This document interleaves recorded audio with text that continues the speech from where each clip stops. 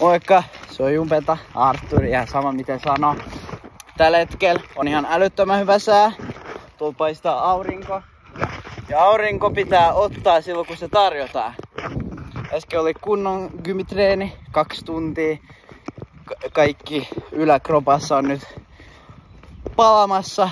Ja aurinko.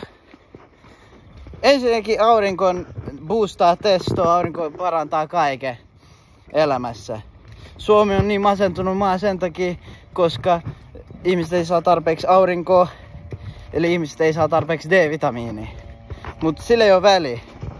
Mutta sillä ei ole myöskään väliä, että kenenkään mielipiteelle ei ole todellisuudessa mitään väliä muiden mielipiteellä. Tällä hetkellä me kävellään ilman paitaa. Kaikki katsoo meitä, mut katsokoon. Me hyödytään tästä auringosta. Täällä on tosi hyvä sää, lämmin sää. Ollaan tosi tyytyväisiä tähän päivään, kiitollisia tästä päivästä. Pitää olla aina kiitollinen siitä, mitä on. Ja tää on muistutus, että ottaa sitä aurinkoa joka päivä. Ei se ole pakko olla ilman paitaa. Voi vaan kävellä auringossa. Mutta mitä enemmän on paljasta ihoa, sitä parempi.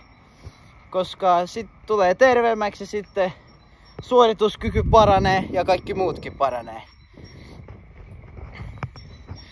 Vaikka ei olisi aurinkoa näkyvillä ja ulkona on silti valosaa, niin siitä tulee silti tosi paljon hyötyjä. Monet ei tajua sitä. Ja jos haluaa olla mahdollisimman terve, niin pitää muistaa käydä siellä auringossa.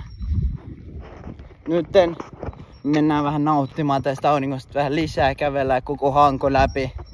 Ja päivän jatkoi kaikille. Toivon äijille kaikkea parasta. Kiitos.